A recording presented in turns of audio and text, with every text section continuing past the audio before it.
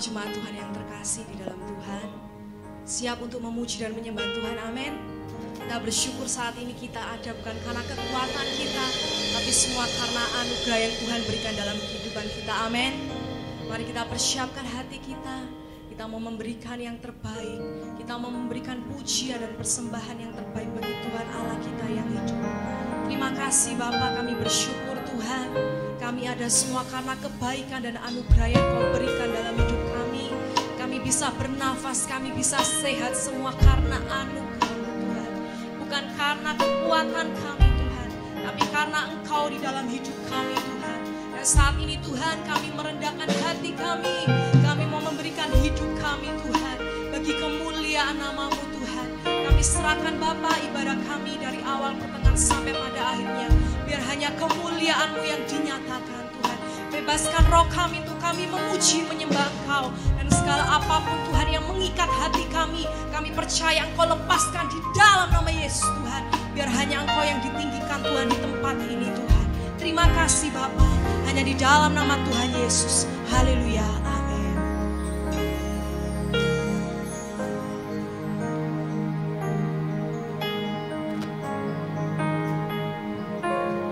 Penyertaan-Mu Tuhan, segalanya bagiku. Hadir-Mu di hidupku, terutama bagiku. Penyertaan-Mu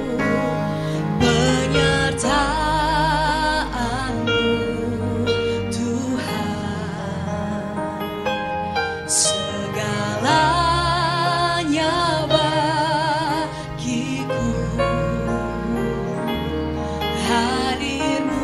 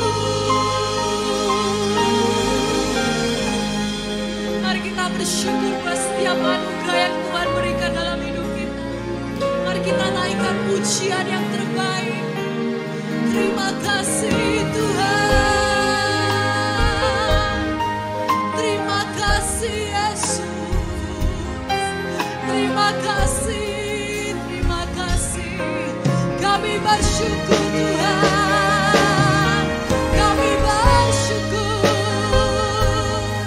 kami bersyukur buat segala kasih-Mu, kami bersyukur buat segala cinta-Mu, kami percaya Tuhan, Engkau yang ada di dalam hidup kami Tuhan, kami tinggikan Engkau Yesus, kami tinggikan Engkau Raja, haleluya.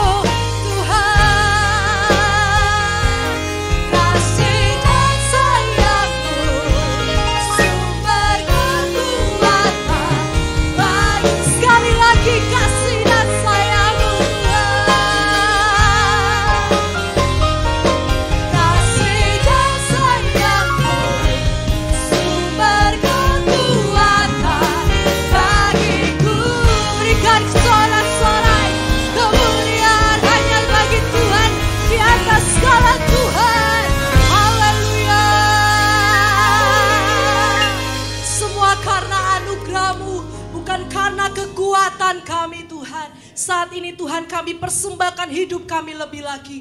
Yang siap memuji Tuhan sama-sama kita katakan amin. Kita percaya bahwa kita punya Tuhan yang besar, amin. Kita mau tinggikan Tuhan, sebab Engkau Tuhan yang layak kami puji.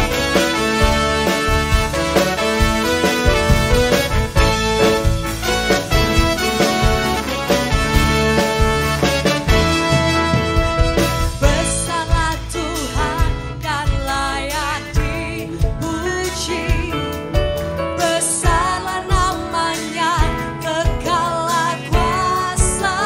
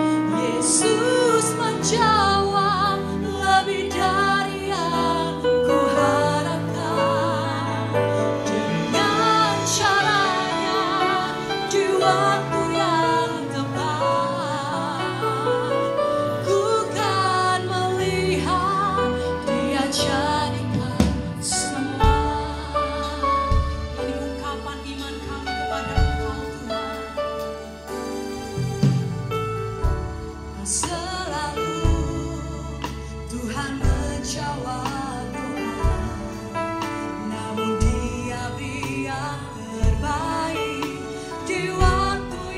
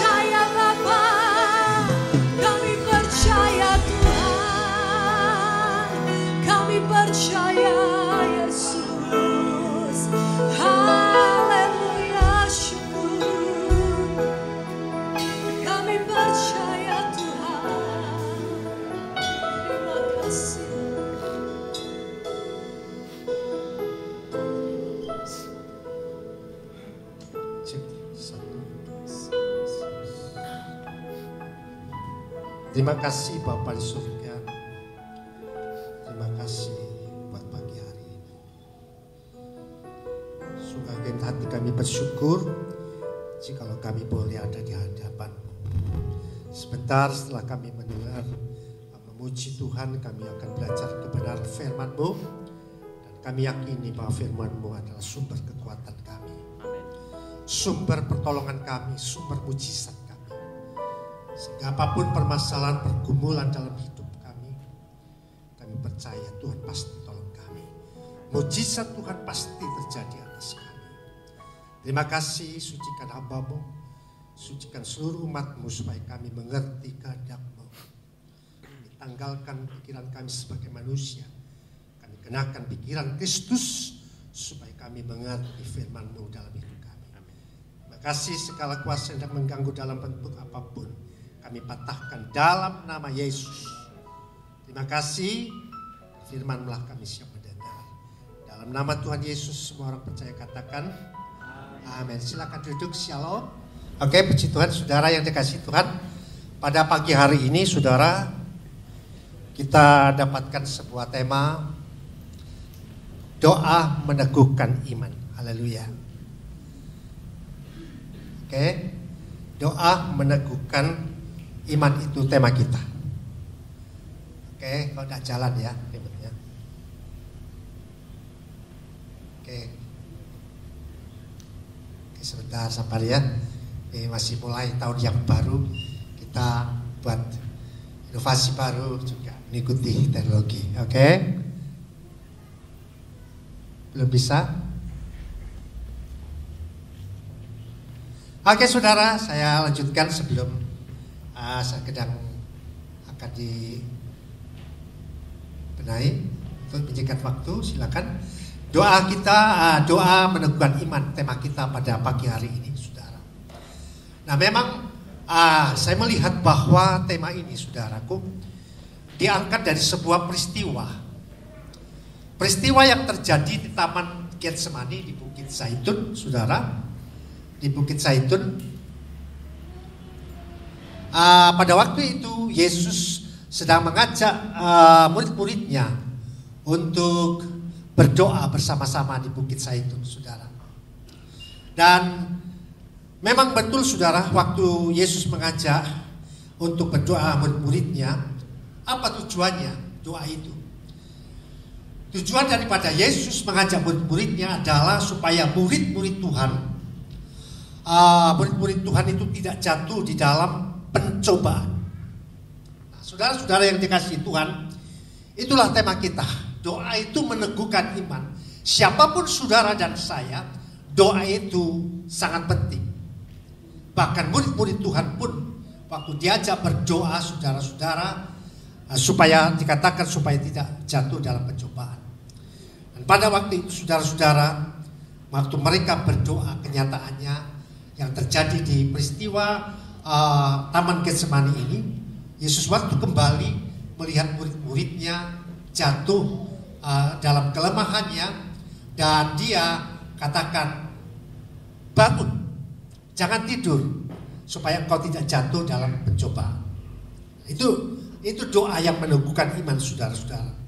Lalu kalau saya melihat tentang doa daripada meneguhkan iman ini, saudara, hidup kekristenan ini tidak terlepas dari doa, saudara.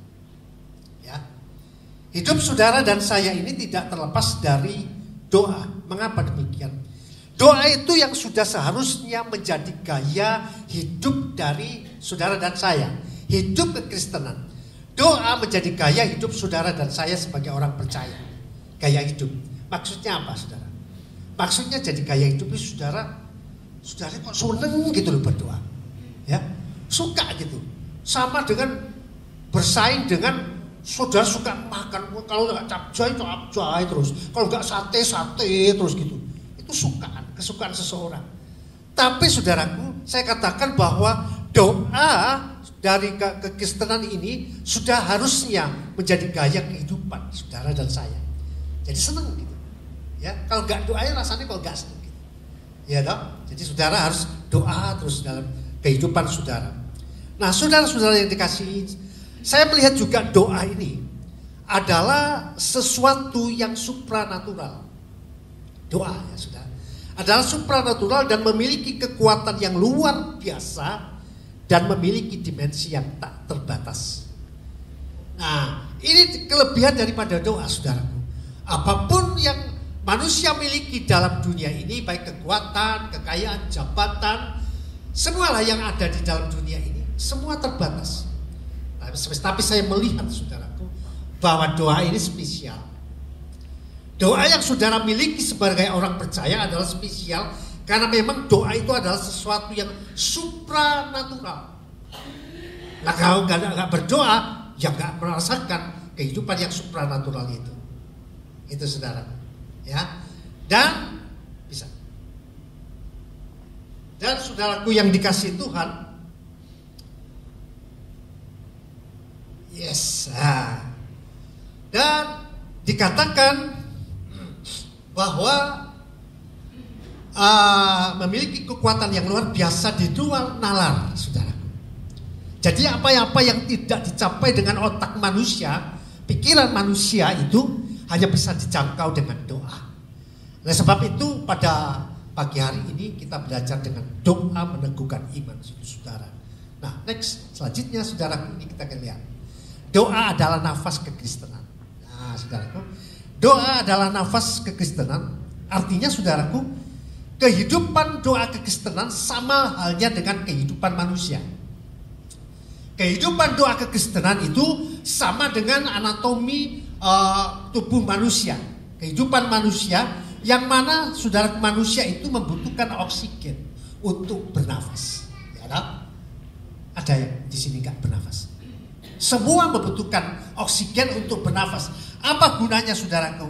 Oksigen itu untuk proses metabolisme daripada tubuh untuk menghasilkan energi dan kekuatan. Nah, saudara yang dikasihi Tuhan, dikatakan doa adalah nafas kekristenan. Jadi kehidupan kekristenan sama halnya dengan kehidupan manusia ini, membutuhkan oksigen yang sebagai metabolisme tubuh ini untuk menghasilkan kekuatan energi dari kehidupan manusia. Dengan kata lain, kalau kehidupan Kristen gak punya doa, jam doa, sama halnya saudara gak punya energi. Oleh sebab itu dikatakan adalah nafas daripada kekristenan, saudaraku. Lalu selanjutnya dikatakan doa adalah alat komunikasi dengan Tuhan. Ini luar biasa ya saudara. Nah saudara yang dikasihi Tuhan, kalau doa itu sebagai alat komunikasi dengan Tuhan, artinya sebagai makhluk hidup. Siapa itu makhluk hidup? Saudara dan saya. Siapa lagi makhluk hidup? Burung itu makhluk hidup. Binatang-binatang itu makhluk hidup.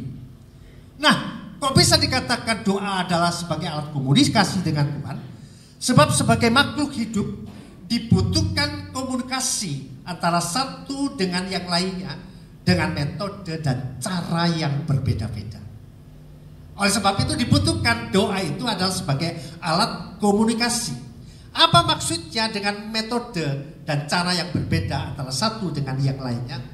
Saudara, kalau makhluk hidup, saya kasih contoh, burung makhluk hidup, dia punya cara berkomunikasi. Paling dia kan cicit cecet cuet, sing sana punya cicit, sana cecet cuet. Nah, gitu ya.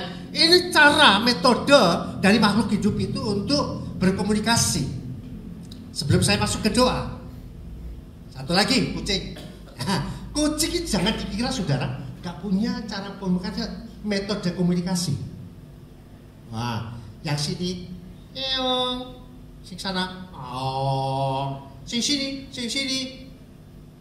Meong, mau, di sana mau. Itu metode daripada cara komunikasi dari binatang. Jadi kalau doa ini saudaraku, saya melihat ada sebuah metode cara daripada makhluk itu. Dan doa adalah alat komunikasi antara manusia dan Tuhan pencipta. Tema kita kan doa meneguhkan iman. Sedangkan doa ini juga untuk kita mengerti lebih dahulu dasarnya bahwa doa adalah salah satu cara metode manusia berhubungan, berkomunikasi dengan Tuhan. Gak seperti si meong, kucing tadi, cicit, nah itu metodenya mereka. Tapi metode saudara dan saya, cara berkomunikasi adalah dengan doa. Saya katakan amin? Haleluya, saudaraku. Selanjutnya apa? Kekristenan tanpa doa seperti manusia yang tak bernafas, saudaraku. Ya, kalau dikatakan seperti manusia yang tak bernafas, tapi bisa bergerak, apa itu namanya? Robot, ya toh? Robot itulah dia dapat beraktivitas, dapat bergerak, tapi bedanya dia akan gak bernafas. Nah, jangan sampai kehidupan orang percaya bisa beraktivitas, bisa bergerak, tetapi tidak memiliki nafas kekristenan itu. Saya gak bilang itu robot ya orangnya, enggak. Saya cuma kasih gambaran saja. Kalau robot itu dia dapat bergerak, beraktivitas, tapi gak punya nafas, artinya gak bisa berdoa. Kan gitu ya saudara. Jadi kekristenan tanpa doa seperti manusia yang tak bernafas. Yaitu tadi yang saya katakan ROBOT tadi ya. Saya gak ngomong kita saudaraku, tapi contoh ini saudaraku. Lalu saudara yang dikasihi Tuhan, nah ini ya saudaraku, ada sebuah gambar saudaraku. Sebuah gambar menarik saudaraku. Doa atau telepon itu ya, dia yang jauh bisa jadi dekat. Alat ini memang luar biasa saudaraku. Telepon HP itu saudaraku, sesuatu yang jauh bisa didekat. Nah ini jaraknya kan saling menghubungi, artinya dia jaraknya jauh, tapi bisa serasa dekat sekarang. Karena apa? Karena itu tadi, komunikasi, alat komunikasi yang saya katakan itu doa itu sama dengan telepon, HP. Nah, saudara memiliki Alat itu yang saudara bisa komunikasi dengan Tuhan. Itu seumpama HP yang pada era sekarang ini, era teknologi saudaraku, yang dikatakan HP dan doa itu memiliki fungsi yang sama. Ya, sebetulnya sama. HP yang saudara miliki dan doa saudara yang sebagai seorang percaya itu memiliki fungsi yang sama. Hanya beda alam saja, ya begitu saudara ya. Ya, HP doa memiliki fungsi yang sama, menghubungkan sebuah dialog. Ya, saudaraku. Tetapi saudaraku, HP tidak dibatasi dengan jarak. Ya, itu mereka pegang HP, saudaraku. Jarak berapapun, 10 meter bisa omong-omongan. Bisa berapa kilometer bisa omong-omongan. Tidak dibatasi jarak HP itu. Anak-anak saudara ada di Surabaya. Ayo, gimana? Sekarang sudah makan apa belum? Bisa omong-omongan. Padahal jaraknya jauh gitu. Tapi kok rasanya deket gitu. Kalau pakai HP gitu. Ya. Apalagi si doi seperti itu. Lagi omongan ya. Sudah makan belum ya? Waduh, padahal di sini sama di Surabaya loh. Bisa yang-yangan saudaraku. Bisa yang-yangan. Mengapa? Oleh karena telepon ini saudaraku. Dalam kekristenan doa. Apa yang jauh oleh karena alat ini saudaraku, telepon ini bisa terjangkau saudaraku. Artinya HP telepon itu tidak dibatasi dengan jarak. Tapi saudara saya mau katakan kelebihan daripada doa. Amin. Doa saudaraku memiliki dimensi yang berbeda. Doa tidak dibatasi oleh jarak, tapi juga memiliki kelebihan tidak dibatasi dengan waktu. Kalau saudara telepon dengan seseorang, telepon kok gak diangkat-angkat toh? Kok gak diangkat-angkat sih? Ya, gak semua sebetulnya menyambung, tapi gak diangkat. Dibatasi, mungkin dia waktunya sibuk dia. Apalagi pejabat saudaraku. Kalau gak janjian dulu jangan bisa saudara telepon. Ya. Jadi kalau telepon itu bisa jarak jauh, tapi masih terbatas dengan waktu. Tetapi saudaraku, yang kita tahu bahwa doa tidak dibatasi jarak dan waktu. Kapan saja saudara ingin berdoa, oke, silakan. Apakah Tuhan bilang, oh nanti dulu, saya sibuk, nanti aja, besok aja, minggu depan aja, apa begitu? Manusia bisa seperti itu. Waktu saudara telepon, Pak, tadi tak telepon kemana aja kok nyambung-nyambung. Ah sibuk, aku lagi ke pasar, sibuk, aku lagi kerja. Bisa begitu. Dibatasi waktunya. Sekalipun itu sudah nyambung. Tapi Tuhan yang saudara puji dan saudara sembah. Saudara memiliki sebuah alat komunikasi yang namanya doa itu. Yang tema kita adalah meneguhkan iman. Doa itu spesial saudaraku. Karena dia tidak dibatasi waktu, jarak dan waktu. Tidak perlu janji. Orang bilang appointment. Ya, sebuah perjanjian. Kapan kita bisa ngomongnya. Enggak. Tuhan tidak seperti itu saudara. Apapun yang saudara sampaikan alat sebagai alat dialog dengan Tuhan, kapan dan waktunya, kapanpun, dimanapun, saudara bisa langsung klik nyambung. Tapi saudara mungkin tanya, loh saya kok gak dijawab sama Tuhan. Nah itu lain beda. Adakah saudara sering telepon gak? Nah gitu ya saudaraku.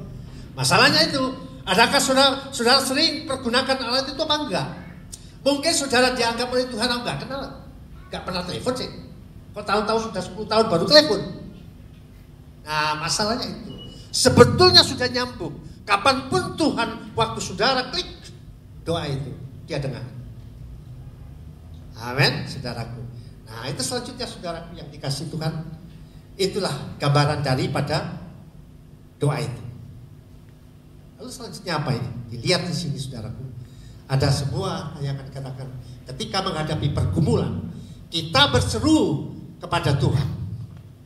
Haleluya. Ya. Nah, berseru artinya berdoa. Ketika terbentur tembok atau jalan buntu, kita berdoa kepada Tuhan. Intinya pada segala waktu kita harus berdoa. Oleh sebab itu sudah menjadi gaya hidup. Kalau enggak saudaraku, saudara tidak akan merasakan bagaimana Tuhan itu luar biasanya saudara. Nah saudara yang dikasihi Tuhan, kapan pertanyaannya saudaraku kita akan berdoa? Ya, kapan kita akan berdoa saudaraku? Nah, di situ ditulis saudaraku. Dituliskan saudaraku bahwa bila mana kita harus berdoa. Efesus 6 ayat 18 berkata, dalam segala doa dan permohonan berdoalah setiap waktu dalam roh, berjaga-jaga dalam doa itu dengan permohonan yang tak putus-putusnya untuk segala orang kudus. Kalau pertanyaannya adalah kapan saudara harus berdoa? Setiap waktu. Karena di situ dikatakan tidak dibatasi waktunya. Dan sewaktu-waktu saudara bisa klik alat saudara doa itu sebagai alat komunikasi dengan Tuhan saudara. Dan tanpa perjanjian apapun untuk hal doa kepada Tuhan. Luar biasa. Saudara begitu menikmati hidup kekristenan ini, mendapatkan sebuah perangkat-perangkat yang luar biasa yang dunia ciptakan. Sebagai HP ini hanya terbatas jarak, tetapi bisa dibatasi waktu. Tapi Tuhan yang saudara sembah sudah berikan sebuah komunikasi, alat komunikasi, yaitu doa yang sudah dapat pergunakan dengan jarak yang jauh pun. Ini Surabaya sudah jauh, ke surga sudah bukan tambah jauh. Iya toh? Ya, betul ya. Tapi doa itu dapat menebus. Luar biasa. Oleh sebab itu diingatkan kita perlunya kita berdoa, saudara. Nah, saudara yang dikasihi Tuhan, kapan kita berdoa? Yang kedua, doa itu rutin dan bukan hanya waktu keperluan saja. Dikatakan di situ yang tak putus-putusnya. Nah, saudara, ini penting saudara. Setiap waktu dan tak putus-putusnya. Jadi artinya saudaraku, kau mempunyai hanya rutinitas dalam berdoa. Berdoa tidak mesti saudara dilihat orang berlutut, tapi jam-jam doamu itu yang diketahui oleh Tuhan. Tak putus-putusnya engkau berdoa. Apapun permasalahan dan pergumulanmu, waktu engkau memiliki waktu tidak terbatas dan tak putusnya, engkau akan melihat jawaban daripada Tuhan. Haleluya. Saudara yang dikasihi Tuhan. Lalu dikatakan mengapa kita harus berdoa. Mengapa kita harus berdoa? Pusat memberitahukan kepada kita bahwa kita harus berdoa karena pencobaan yang tak pernah sirna. Siapa yang di sini tidak mempunyai pencobaan dalam hidup ini? Selama dunia berputar, selama saudara bernafas, pencobaan itu terus datang dalam hidup. Hidup kita sebagai manusia. Nah, dikatakan pencobaan adalah hal yang disebut Yesus sebagai hal yang selalu ada dan menjadi tantangan bagi manusia. Siapapun kita memiliki tantangan di dalam hidup ini. Saudara yang dikasihi Tuhan, betapa kuatnya kemampuan yang kita miliki, tantangan itu tetap ada. Dan kalau tantangan pergumulan persoalan itu sudah tidak menyalami jalan buntu, tidak ada jalan keluar, ujung-ujungnya ini harus kembali doa ini saudara, yang tak pernah kelihatan, tak pernah sirna ini akan diselesaikan dengan doa saudara. Selanjutnya saudaraku yang dikasihi Tuhan, dikatakan pencobaan tidak memandang muka. Kalau tadi dikatakan bahwa sepanjang waktu kehidupan manusia itu pencobaan itu terus ada. Dikatakan pencobaan itu tidak memandang usia. Anak remaja, ada yang remaja, ada yang dewasa, anak-anak, manula, bahkan murid Tuhan pun, pengikut Kristus pun, siapa itu? Saudara dan saya. Mengapa? Karena pada waktu Yesus datang ke Bukit Zaitun di Taman Getsemani itu, waktu diajak berdoa, murid-muridnya turu saudara, tidur. Jadi ya rada lega lah. Murid Tuhan ayo ngono ya gitu ya toh. Wah, saya punya alasan. Apa gitu? Ya janganlah. Artinya saudaraku, pencobaan tidak memandang manusia, anak-anak, remaja, dewasa, manula pun, orang tua pun. Saya sudah termasuk manula. Dan murid-murid Tuhan, pengikut Kristus atau pelayan-pelayan Tuhan bisa kena pencobaan. Saudaraku, tidak memandang muka saudaraku. Dan selanjutnya apa saudara? Ya, tidak memandang. Bahkan murid Yesus waktu berdoa menjadi tertidur. Itu artinya dia lemah, dia perlu doa, saudaraku yang dikasihi Tuhan. Selanjutnya saudaraku, Nah, ini dituliskan seperti ini, saudara. Pencobaan datang dari iblis atau keinginan manusia. Ini dilihat ini. Pencobaan datang dari iblis. Nyalano iblis toh. Bisa juga atau keinginan manusia sendiri dan bermaksud membawa manusia jauh dari pusat rencana Allah. Saudara yang dikasihi Tuhan, bahwa pencobaan itu iblis yang ciptakan sebetulnya. Iblis dan daging adalah penyebab manusia jatuh dalam pencobaan dan jatuh ke dalam lumpur dosa. Kalau di situ dikatakan bahwa iblis itu yang menyebabkan pencobaan, termasuk keinginan manusia. Artinya jangan jadi alasan, saudaraku. Seseorang seringkali manusia itu kan begini, terjatuh tersandung hukum lah, masuk ke lumpur dosa lah, kesalahan lah. Yang kasihan yang disalahkan iblis terus. Iblis terus, loh, gara-gara iblis itu loh saya jadi begini, gara-gara iblis itu loh saya kena pencobaan. Tapi ditulis apa di situ, saudara?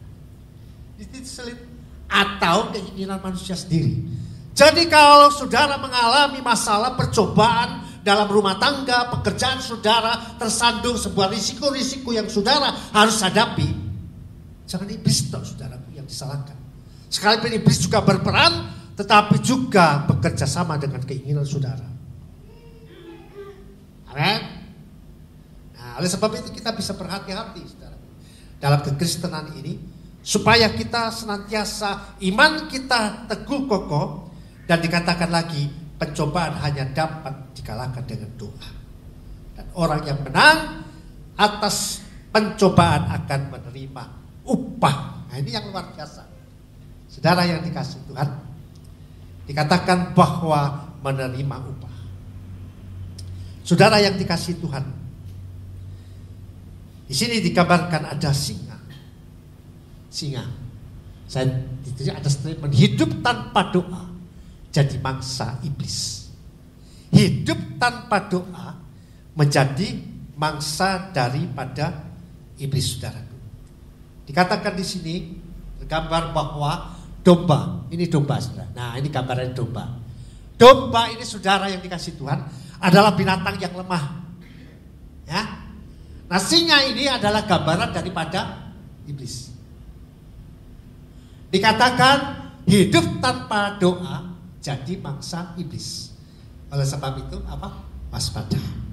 Bagaimana cara waspada? Saudara dan saya harus hidup di dalam doa, supaya kita tidak menjadi mangsa daripada iblis. Kekristenan yang tanpa doa menjadi lemah rohani, menjadi mangsa daripada iblis.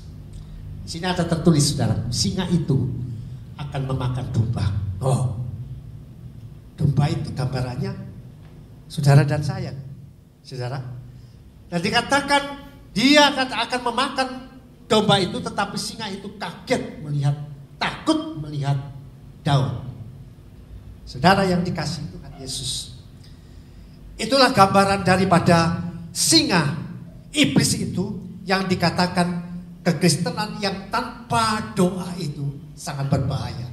Oleh sebab itu waspada, karena akan menjadi mangsa daripada iblis itu.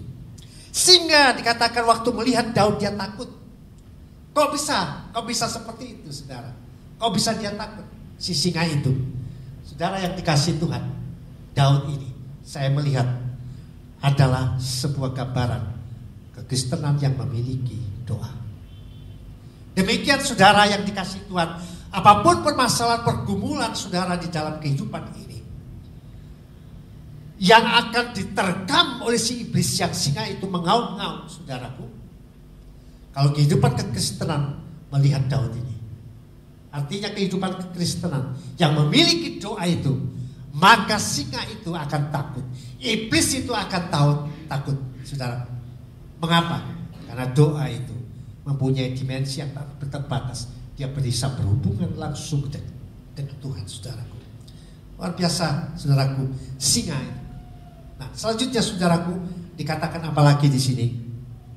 Bahwa di dalam 1 Petrus 5 ayat 8, sadarlah dan berjaga-jagalah Iblis lawanmu berjalan keliling seperti singa yang mengaum-ngaum, seperti mencari orang yang dapat ditelannya. Mangsa yang seringkali menjadi mangsa daripada singa, yaitu iblis itu, ada orang-orang Kristen, orang-orang percaya. Mengapa saya bisa katakan demikian? Kalau orang-orang di luar itu tidak menjadi target daripada singa itu, tapi justru saudara dan saya menjadi target daripada ini iblis, yang singa mengaum-ngaum mencari orang yang dapat ditelannya. Kalau orang berdosa, orang dunia pun mengapain? Singa punya kepentingan di situ, tetapi iblis punya target untuk menerkam kehidupan orang percaya yang tidak memiliki kehidupan doa. Saudara yang dikasihi Tuhan Yesus, luar biasa. Itulah daripada domba yang sering lemah itu menjadi mangsa daripada singa itu. Nah, saudara-saudara yang dikasihi Tuhan, dan selanjutnya dikatakan, berjaga-jagalah, berbahagialah orang yang bertahan dalam pencobaan. Saudara dan saya pasti ada senantiasa dalam rumah tangga, pekerjaan, kehidupan, pelayanan pun ada pencobaan. Tetapi ingat saudara, apabila sudah tahan uji, menerima mahkota kehidupan yang dijanjikan Allah itu, saudara. Nah, itu saudaraku, apa yang akan saudara dapatkan dari perjuangan saudara di dalam kehidupan iman berdoa saudara. Saudara menang atas cobaan, godaan daripada iblis yang setiap saat bisa melanda kehidupan saudara. Saudara akan menikmati upah mahkota, ya saudara, menikmati mahkota itu, saudara. Ya, katakan di sini, lihat saudara, ini yang diberi mahkota. Nah, ini pasti saya melihat ini posisinya dia di atas daripada orang yang diberi mahkota ini. Nah, mahkotanya indah sekali, saudaraku. Nah, luar biasa, saudaraku. Nah, penganugerahan mahkota ini, saudara, dilakukan oleh, kalau di dalam satu kerajaan, saudara, ini diberikan oleh sang raja kepada mungkin si pangerannya atau wakilnya, diberikan kekuasaan sebagai mahkota ini. Tapi saya mau katakan bahwa mahkota kehidupan yang saudara terima sebagai pemenang-pemenang atas ujian dan pencobaan itu diberikan oleh pencipta langit dan bumi, Yesus Tuhan namanya, saudara ada di dalam kerajaannya. Amin. Beda, saudaraku, kalau mahkota di dalam sebuah kerajaan di dalam dunia ini sifatnya hanya terbatas, seiring usia dia berjalan. Tetapi mahkota kehidupan yang saudara terima itu beda dengan mahkota ini. Karena yang memberikan adalah raja di atas segala raja. Haleluya. Yesus Kristus Tuhan namanya, saudara. Dan saudara yang dikasihi Tuhan, untuk itu saudaraku, kita perlu untuk senantiasa memiliki kehidupan doa itu, supaya kita dapat menikmati mahkota kehidupan itu.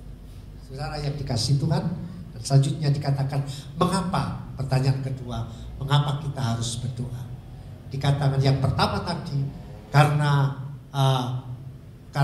yang pertama adalah kita hidup di dalam pencobaan, saudaraku.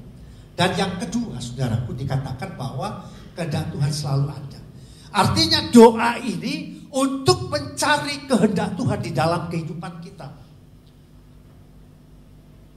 Selain doa itu, karena kita menyadari bahwa pencobaan itu tidak pernah sirna selama dunia ini berputar dan saudara hidup.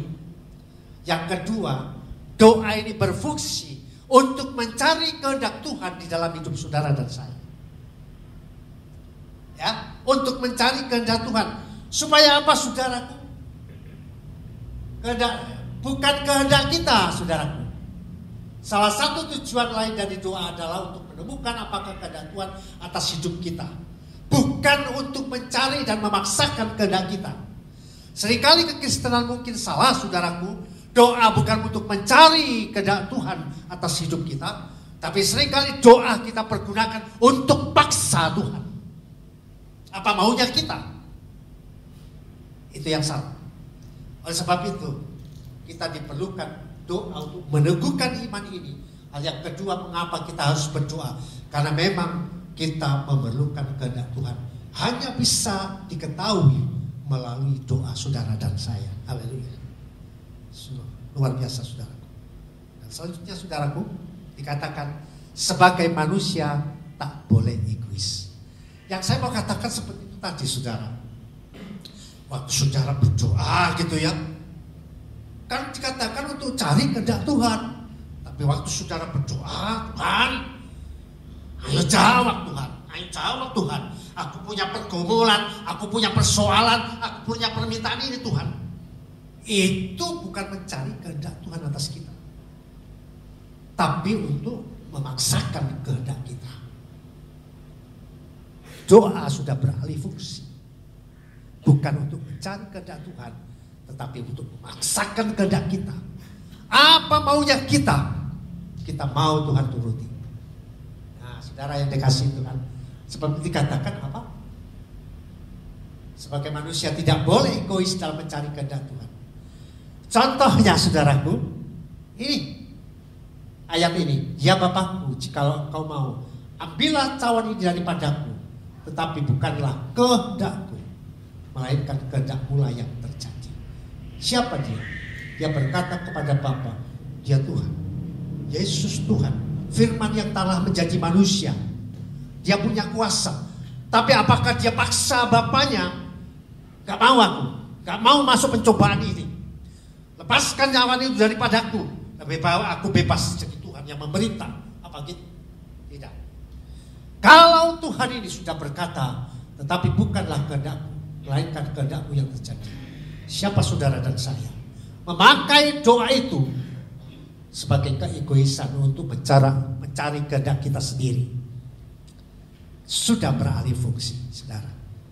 Luar biasa, saudara. Dan selanjutnya apalagi saudaraku? Dikatakan bahwa sesudah kita menemukan kehendaknya, doa juga membuat kita menundukkan diri dan mendudukkan diri. Doa saudaraku bisa menjadi sebuah hal membuat karakter kita, saudaraku, memiliki karakter tunduk dan taat kepada Tuhan.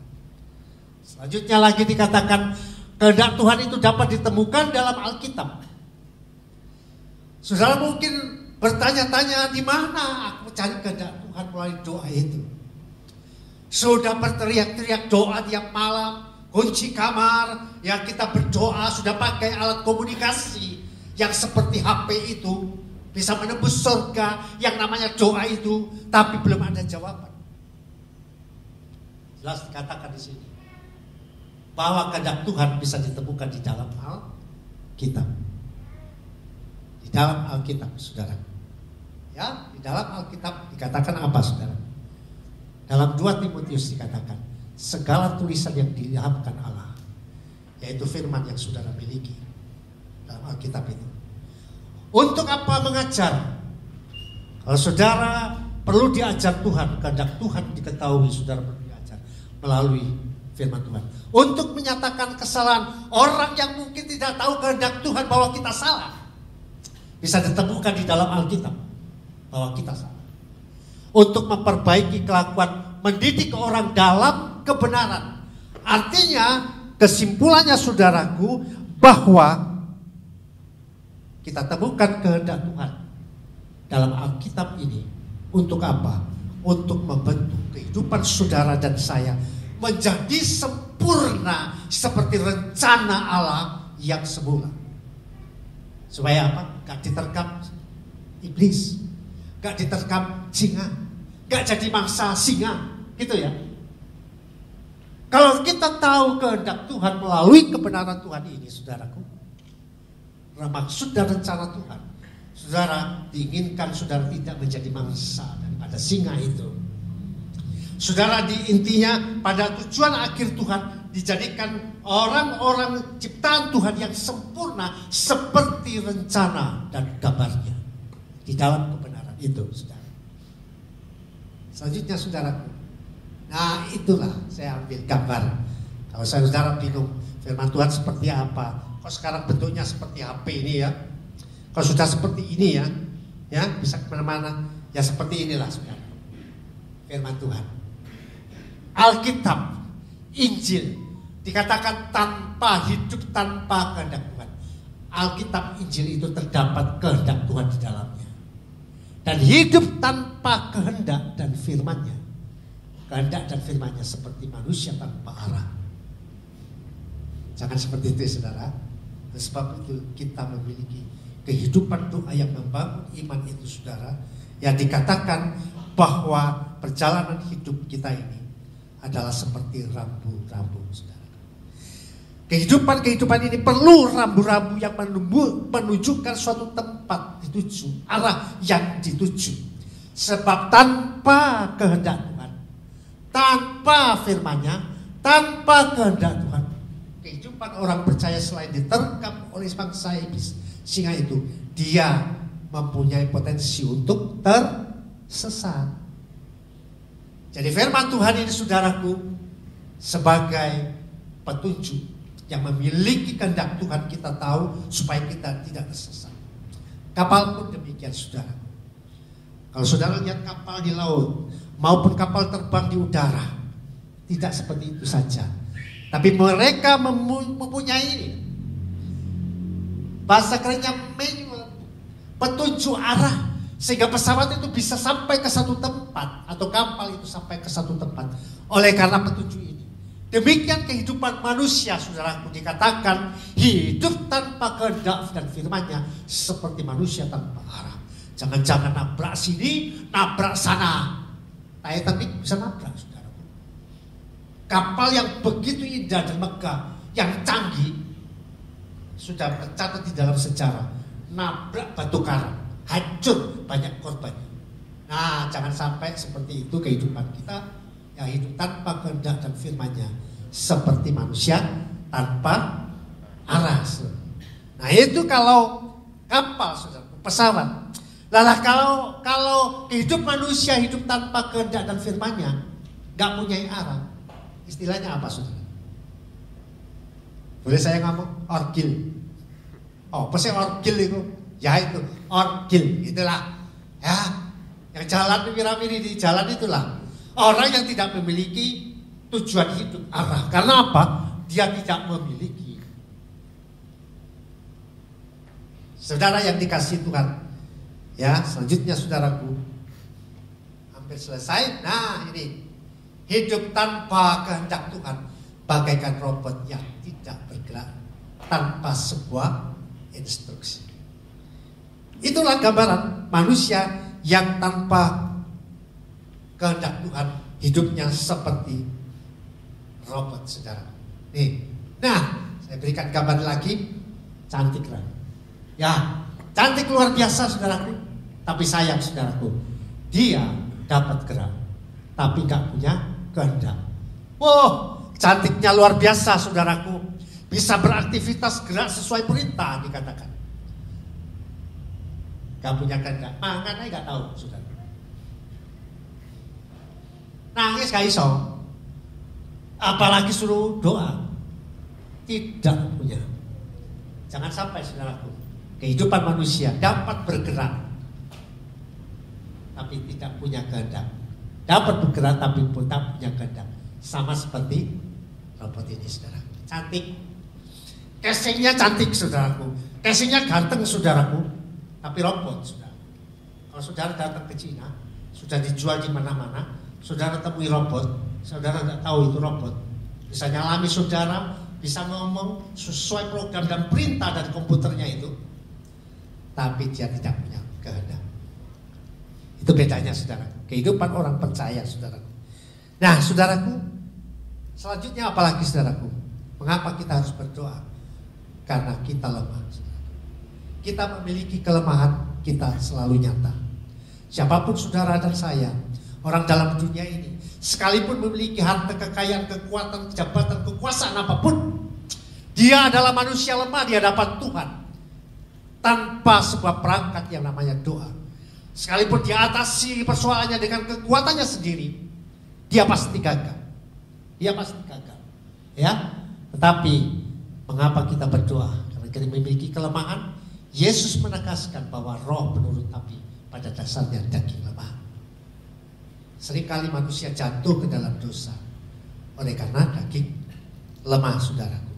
Oleh sebab itu kita perlu berdoa, saudara. Selanjutnya tidur seperti murid-murid Tuhan. Ya, disuruh Tuhan berdoa. Waktu Tuhan Yesus kembali, tertidur mereka, saudaraku. Itu artinya dia identik dengan fisik yang lemah, saudaraku. Murid-murid Tuhan pun, saudara, ya, waktu kembali ke muridnya, dia dapati mereka sedang tidur dengan duka cita. Jangankan saudara dan saya, murid Tuhan pun tercatat di dalam Alkitab bahwa pada waktu itu dia lemah karena tidak berdoa. Waktu Tuhan Yesus datang kembali, gak berdoa, tidur. Mengapa? Karena itulah, saudara, tanpa doa murid pun bisa menjadi lemah, saudara. Nah, saudaraku, saya kasih gambar itu, saudaraku. Jangan-jangan kehidupan orang percaya yang dulunya siap melayani Tuhan dengan luar biasa antusias, semangat, ujung-ujungnya seperti ini, saudara. Sudah boyok, saudaraku, pakai tongkat. Ya, ini artinya sudah apa? Tubuhnya sudah lemah, saudaraku. Ini adalah gambaran daripada apa? Kehidupan hidup tanpa doa, bagaikan kurang vitamin. Saudara perlu kehidupan orang percaya. Vitamin itu bisa di dalam gizi itu dari firman Allah yang membuat saudara kuat di dalam doa, saudara. Kehidupan kekristenan saudara menjadi kokoh, saudaraku. Karena apa? Karena saudara memiliki kekuatan doa itu, saudaraku. Tidak jadi lemah seperti mak tua ini, saudara. Kok gambarnya wedok-wedok terus kok? Tadi robotnya wedok, yang teleponan ono cewek, ini cewek juga. Nah iya, gereja Tuhan kan digambarkan seorang wanita. Nah, makanya saya cari gambar-gambar yang seperti ini, saudara.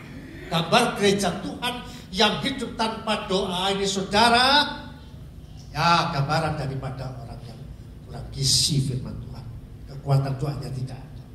Saudara yang dikasih Tuhan, hampir selesai dikatakan doa menjadi pilar kekuatan penopang yang membantu. Sebuah bangunan selain fondasi, Jumat lalu saya katakan tentang sebuah fondasi, juga dibutuhkan untuk menjaga gedung ini. Ada pilar-pilar yang tertentu yang untuk menjaga gedung ini kokoh. Doa itu seperti itu, saudara. Kehidupan saudara sebagai biologis manusia ini, nah fondasinya ini kaki, saudara. Nah kakinya sudah kuat, saudara. Gambarannya fisiknya seperti mak tua tadi. Jalan gak kuat. Sebab itu kehidupan kekristenan perlu doa itu, karena doa itu menjadi pilar, gambaran daripada pilar ini. Sebuah gedung seperti istana presiden, saudaraku, menyanggah kokoh kuat gedung itu. Demikian doa kehidupan kekristenan.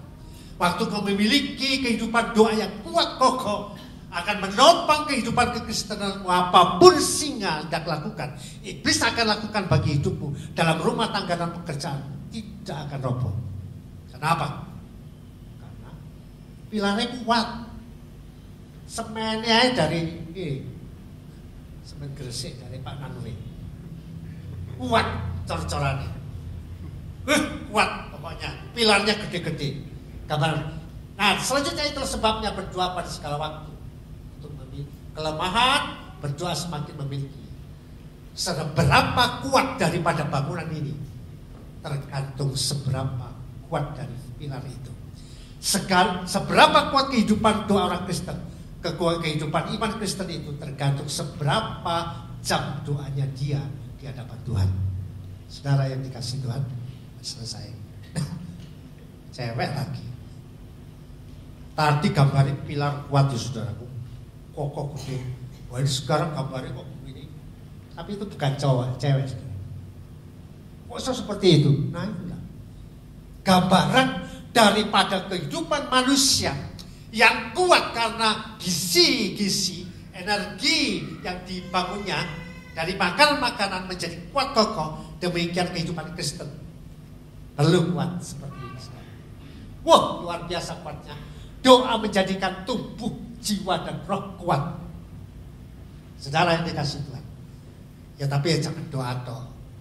Ya, makan vitamin, untuk tubuh, makan nasi, capcay, pecel, campur, saudaraku ya. Ya, lalu dibangun latihan fisik supaya apa? Kuat, saudara. Supaya kuat. Nah, yang terakhir Mengapa pertanyaannya kita perlu doa? Pertama, pencobaan tak pernah sirna.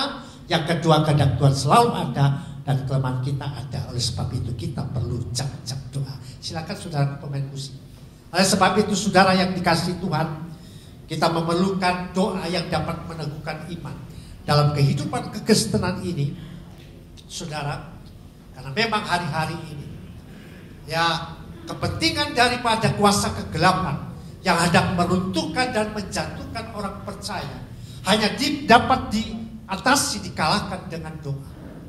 Doa yang dapat menguatkan iman inilah menjadi tema kita, saudaraku.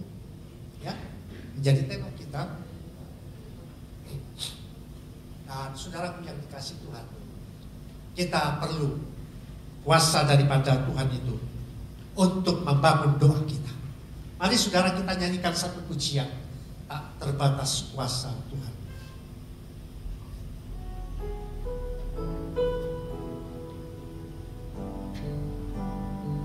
Saya undang saudara bangkit berdiri, kita katakan tak terbatas kuasa Tuhan.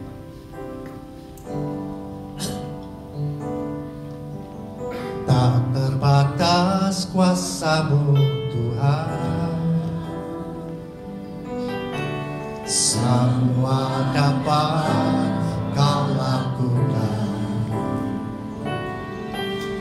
Apa yang kelihatan mustahil bagiku, itu sangat mungkin bagimu. Tak terbatas, tak terbatas kuasa-Mu Tuhan, semua dapat Kau lakukan. Apa yang kelihatan mustahil bagiku, itu sangat mungkin bagimu. Di saat ku tak berdaya, kuasa-Mu yang sempurna. Ketika ku percaya, mujizat itu nyata, bukan karena kekuatan, namun Roh-Mu yang Tuhan.